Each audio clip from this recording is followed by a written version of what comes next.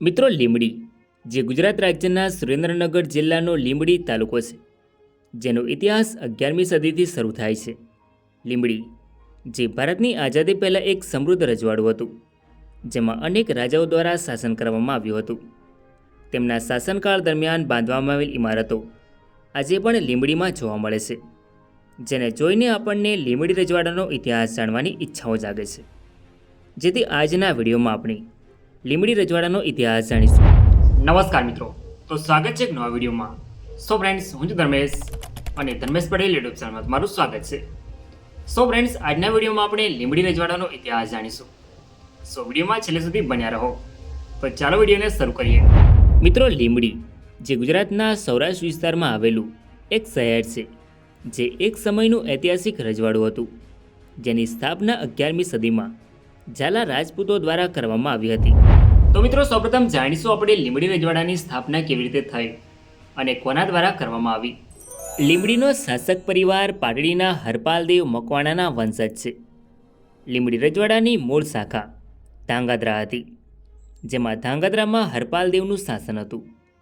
હરપાલદેવને 2 પુત્રો હતા, છત્રસાલજી અને માંગુજી. છત્રસાલ મોટા હોવાને કારણે તેમના પિતા હરપાલદેવની ગાદી તેમને મળે છે, જ્યારે માંગુજીને વારસામાં જાંબુ અને કુંડનીનો વિસ્તાર મળ્યો. ત્યારબાદ માંગુજીએ એક અલગ રજવાડાની સ્થાપના કરી. જ્યાં મિત્રો, માંગુજીએ લીંબડી રજવાડાની સ્થાપના કરી હતી. લીંબડી રજવાડાની પહેલી રાજધાની જાંબુ હતી. માંગુજી પછી લીંબડી રજવાડાની ગાદી પર મંજુપાલ આવે છે. તેના પછી તેનો પુત્ર ધવલ લીંબડીની ગાદીનો વારસદાર બન્યો. રાજા ધવલે વેરાવળ પાટણના વાજાપાલજીની પુત્રી સાથે લગ્ન કર્યા હતા અને તેમને દહેજમાં 7 ગામો મળ્યા હતા. રાજા ધવલના શાસનકાળ દરમિયાન ઈસવીસન 1194માં દિલ્હીના સુલતાન કુતુબુદ્દીન એબકે જાંબુ પર હુમલો કર્યો અને રાજા ધવલને જાંબુમાંથી ભગાડ્યા, જેથી તેઓ તેમની સાસરી વેરાવળ પાટણ ગયા. તેમના સસરા વાજાપાલજીએ તેમને દરિયા કિનારાના 41 ગામો જીતવામાં મદદ કરી અને ધમલેજમાં તેમની રાજધાની સ્થાપી. જ્યારે જાંબુનો વિસ્તાર મુસ્લિમ શાસકોએ છોડી દીધો, ત્યારે રાજા ધવલ જાંબુ પાછા ફર્યા, પરંતુ જાંબુને મુસ્લિમ શાસકોએ વેરવિખેર કરી નાખ્યું હતું, જેથી તેઓ જાંબુને બરબાદ જોઈ ધમલેજ પાછા ફર્યા અને તે પ્રદેશનું સંચાલન કરવા માટે એક રાજ્યપાલની નિમણૂક કરી. ત્યારબાદ રાજા ધવલ બાદ તેમનો પુત્ર કાલુજી ગાદી પર આવે છે, જેમણે કુંડનીમાં તેમની રાજધાની સ્થાપી, જ્યાં તે આગામી 6 પેઢીઓ સુધી રહી. રાજા કાલુજી પછી લીંબડીમાં શાસન કરનારા શાસકોમાં રાજા ધનરાજ, રાજા લાખો, રાજા ભોજરાજ, રાજા કરમસિંહ, રાજા હરભમસિંહ અને રાજા અસ્કરનજીએ લીંબડીમાં શાસન કર્યું. રાજા અસ્કરનજી પછી રાજા સોગાજી લીંબડીની ગાદીના વારસદાર બન્યા. સોગાજીએ જાંબુમાં ફરીથી રાજધાની સ્થાપિત કરી, પરંતુ તેમના પછી તેમનો પુત્ર સારંગજી શાસક બનતા જ તે જસદણ ગયો. ત્યારબાદ રાજ્યની રાજધાની કુંડની, જાંબુ અને જસદણ વચ્ચે બદલાઈ ગઈ, જેમાં સોગાજી જાંબુમાં શાસન કરનારા પ્રથમ શાસક હતા, જ્યારે સારંગજી જસદણમાંથી શાસન કરનારા પ્રથમ શાસક હતા. સારંગજી પછી વજીરાજ ગાદીનો વારસદાર બન્યો, જેણે થોડા વર્ષો સુધી શાસન કર્યું. ત્યારબાદ નાગજી લીંબડીની ગાદી પર આવે છે. રાજા નાગજીના શાસનકાળ દરમિયાન ઈસવીસન 1415ની આસપાસ મુખ્ય સંપાદન સિંહાણી ચોવીસી હતું. નાગજી પછી ઉદયભાણ લીંબડીની ગાદી પર આવે છે અને ત્યારબાદ 15મી સદી દરમિયાન મહારાણા ખેતોજી બીજા લીંબડીના શાસક બન્યા. ખેતોજી બીજાએ વાઘેલા અને સરવૈયા બંને કુળો સાથે દુશ્મનાવટ કરી હતી અને તેમની સાથેના યુદ્ધમાં પોતાનો જીવ અને સંપત્તિ ગુમાવે છે.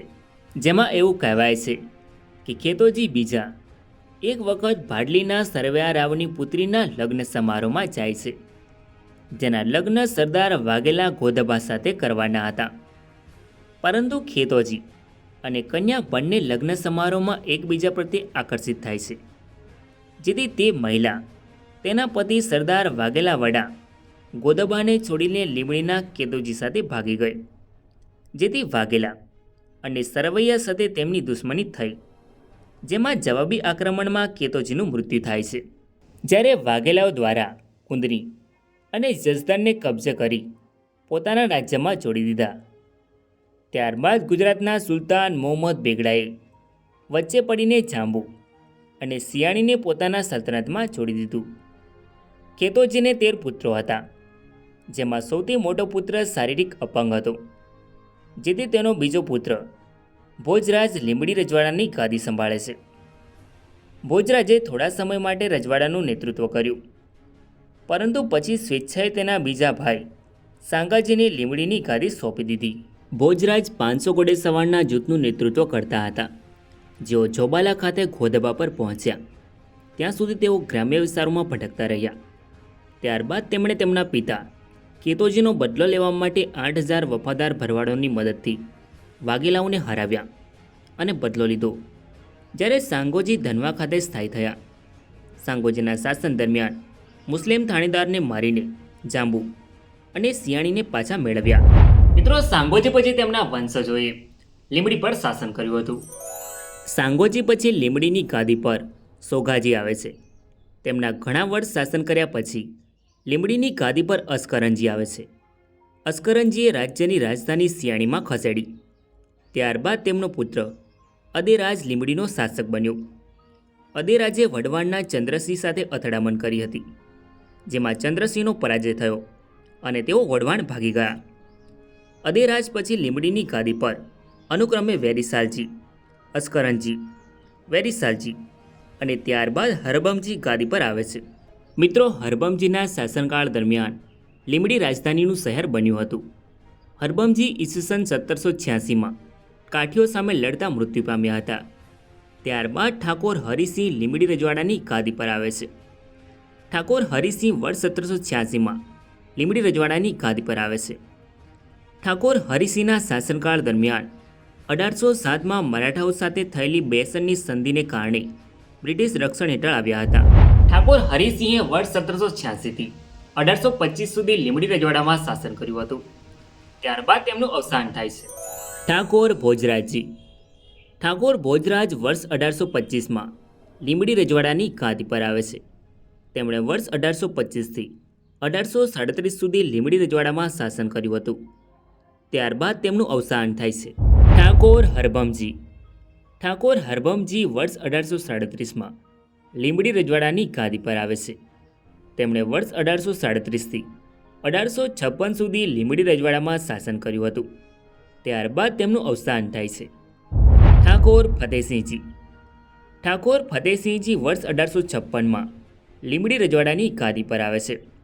તેમણે વર્ષ 1856થી 1862 સુધી લીંબડી રજવાડામાં શાસન કર્યું હતું. ત્યારબાદ તેમનું અવસાન થાય છે. ઠાકોર સર જસવંતસિંહ ફતેહસિંહજી.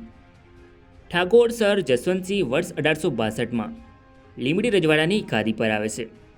તેમનો જન્મ 23 મે 1859ના રોજ થયો હતો. ઠાકોર જસવંતસિંહ 30 જાન્યુઆરી 1862ના રોજ સગીર વયે લીંબડીની ગાદી પર બેઠા હતા. ઠાકોર જસવંતસિંહે રાજકોટની રાજકુમાર કોલેજમાં અભ્યાસ કર્યો હતો. ઠાકોર જસવંતસિંહે લીંબડી રજવાડાની સંપૂર્ણ સત્તા 1 ઓગસ્ટ 1877ના રોજ લીધી હતી.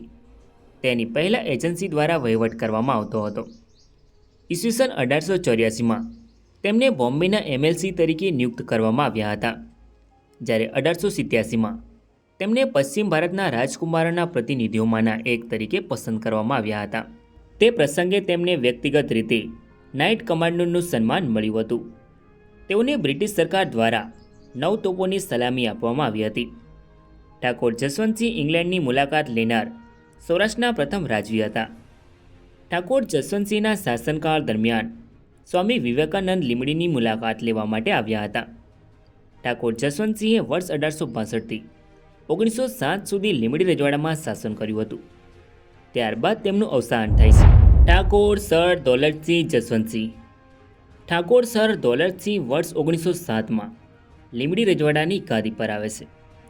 ઠાકોર દૌલતસિંહના શાસનકાળ દરમિયાન લીંબડી રજવાડામાં ઘણા કાર્યો થયા, જેથી તેમને લીંબડીના શિલ્પી તરીકે ઓળખવામાં આવે છે. તેમના શાસનકાળ દરમિયાન લીંબડીમાં અનેક બાંધકામો થયા, જેથી આગાખાને ઠાકોર દૌલતસિંહને લીંબડીના શાહજહાં તરીકે ઓળખાવ્યા હતા. ઠાકોર દૌલતસિંહના શાસનકાળ દરમિયાન લીંબડી રજવાડામાં ઘણા સુધારાઓ કરવામાં આવ્યા હતા, જેમાં દારૂબંધી, ભીખ માંગવા પર પ્રતિબંધ અને બાળ લગ્ન પર પ્રતિબંધ મુકાવ્યા હતા. તેમણે મરણ વખતે અને ત્યાર પછીના રિવાજો બંધ કરાવ્યા હતા. ઠાકોર દૌલતસિંહ લીંબડી શહેરના રસ્તાઓ પર વીજળીની બત્તીઓ લગાવનાર સૌરાષ્ટ્રના પ્રથમ શાસક હતા. મિત્રો, ઠાકોર દૌલતસિંહે ભોગાવા નદી પર દૌલત બ્રિજ બનાવ્યો હતો. તેમના શાસનકાળ દરમિયાન ઈસવીસન 1934માં લીંબડી પાસેના રંગપુરમાં માધવ સ્વરૂપે વત્સે ઉત્ખનન કરતા સિંધુ ખીણની સભ્યતાના અવશેષો મળ્યા હતા. ઠાકોર દૌલતસિંહે એક પ્રાઇવેટ જેટ પણ ખરીદ્યું હતું.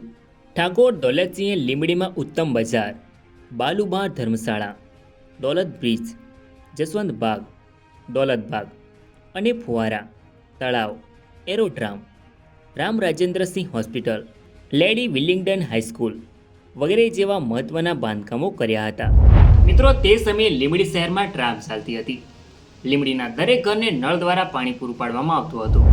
ઠાકોર દૌલતસિંહે લીંબડી શહેરના બજારને લાઇટની સુવિધા ઉપલબ્ધ કરાવી હતી.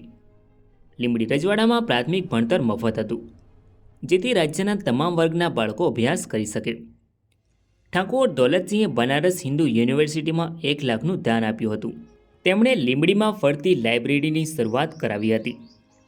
ઈસવીસન 1910માં ઠાકોર દૌલતસિંહે લીંબડી રજવાડામાં સહકારી બેંકની સ્થાપના કરી હતી, જે બેંક ખેડૂતોને ઓછા વ્યાજે ધિરાણ આપતી હતી.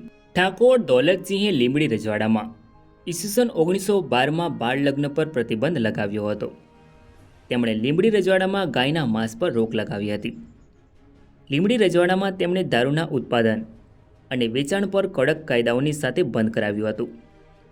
ઠાકોર દૌલતસિંહે તેમના દરબારમાં સભ્યોની નિમણૂક માટે લોકશાહીની શરૂઆત કરી હતી. ઠાકોર દૌલતસિંહે વર્ષ 1907થી 1940 સુધી લીંબડી રજવાડામાં શાસન કર્યું હતું. ત્યારબાદ તેમનું અવસાન થાય છે. ઠાકોર દિગ્વિજયસિંહ દૌલતસિંહ. ઠાકોર દિગ્વિજયસિંહ વર્ષ 1940માં લીંબડી રજવાડાની ગાદી પર આવે છે. તેમણે ઈડરના મહારાજા કેસરીસિંહની પુત્રી નંદકુંવરબા સાથે લગ્ન કર્યા હતા. ઠાકોર દિગ્વિજયસિંહને 2 પુત્રો હતા, રામ રાજેન્દ્રસિંહ અને છત્રસાલજી, અને એક પુત્રી હતી, ધર્મેન્દ્રકુમારી. ઠાકોર દિગ્વિજયસિંહનો મોટો પુત્ર તેમના શાસનકાળ દરમિયાન મૃત્યુ પામ્યો હતો, જેથી ગાદીના વારસદાર તેમના બીજા પુત્ર છત્રસાલ બને છે.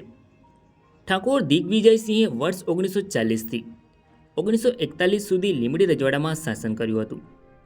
ત્યારબાદ 1 વર્ષના શાસન બાદ તેમનું અવસાન થાય છે. ઠાકોર છત્રસાલજી દિગ્વિજયસિંહ. ઠાકોર છત્રસાલજી વર્ષ 1941માં લીંબડી રજવાડાની ગાદી પર આવે છે. તેઓ લીંબડી રજવાડાના છેલ્લા શાસક હતા.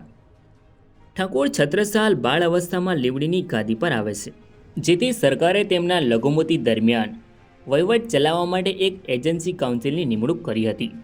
મિત્રો, ભારત દેશમાં 1947 સુધી અંગ્રેજોનું શાસન રહ્યું હતું, જેમાં લીંબડી રજવાડું કાઠિયાવાડ એજન્સીમાં આવતું હતું. ત્યારબાદ ભારત દેશ અંગ્રેજોના શાસનમાંથી આઝાદ થયો. ત્યારે ભારતનું વિભાજન થયું. ત્યારે ભારતના ભૂતપૂર્વ મૂળ રાજ્યોને નવા રચાયેલા ભારત સંઘ અને પાકિસ્તાન ગમે તે એકસાથે જોડાવાનો વિકલ્પ આપવામાં આવ્યો હતો. ત્યારે લીંબડી રજવાડાને ભારત સંઘમાં સામેલ કર્યું, જે આજે ગુજરાત રાજ્યના સુરેન્દ્રનગર જિલ્લાનો લીંબડી તાલુકો છે. મિત્રો, આ છે લીંબડી રજવાડાના શાસકોની કોર્ટ ફી, જે તમે સ્ક્રીન પર જોઈ શકો છો.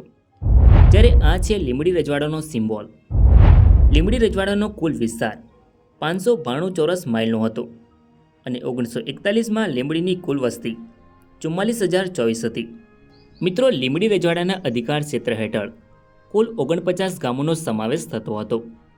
લીંબડી સામાન્ય રીતે ઉત્તરમાં વઢવાણ અને લખતરથી ઘેરાયેલું હતું, જ્યારે પશ્ચિમમાં વઢવાણ અને દક્ષિણ પશ્ચિમમાં ચુડા રજવાડાની સીમાઓ દ્વારા ઘેરાયેલું હતું. મિત્રો, લીંબડી રાજમહેલ, જ્યાં લીંબડીનો શાસક પરિવાર રહેતો હતો, જે આજે પણ ઇતિહાસને ઉજાગર કરતો જોવા મળે છે. જ્યારે લીંબડી શહેરમાં અડીખમ ઊભો લીંબડી ટાવર રજવાડા સમયની ઐતિહાસિક ઇમારત છે, જે આજે પણ લીંબડીની એક અલગ ઓળખ આપે છે. સો ફ્રેન્ડ્સ, આ તો લીંબડી રજવાડાનો ઇતિહાસ. આઈ હોપ કે તમને આ વિડીયો ગમ્યો હશે. સો વિડીયોને લાઇક કરીને કમેન્ટમાં તમારો અભિપ્રાય જરૂર લખો, અને ચેનલમાં નવા હોય તો આવા જ અવનવા વિડીયો જોવા માટે ચેનલને સબસ્ક્રાઈબ જરૂર કરો. તો મળીએ નેક્સ્ટ વિડીયોમાં. ધન્યવાદ.